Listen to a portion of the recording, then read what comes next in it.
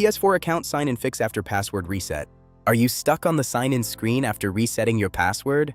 It is incredibly frustrating when you just want to play your favorite games. I know exactly how it feels to be locked out. But do not worry, you can fix this issue yourself at home right now. Just follow these simple steps in this video. If you face any difficulty during these steps, please leave a comment below. I will personally reply to your comment within 1 hour.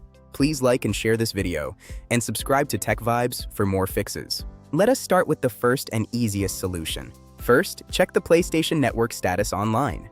Go to Settings, then go to Network, then select View Status of PlayStation Network Services. Make sure all systems are showing green.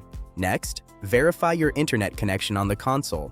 Go to Settings, then go to Network, then select Test Internet Connection. Ensure your Wi-Fi signal is strong or your cable is connected. Many people forget about two-step verification. If you have it enabled, you might need a device setup password. Go to the PlayStation website on your phone or computer. Sign in and go to Security, then select Device Setup Password. Generate a new code and use it to sign in on your PS4. Another common fix is restoring your licenses.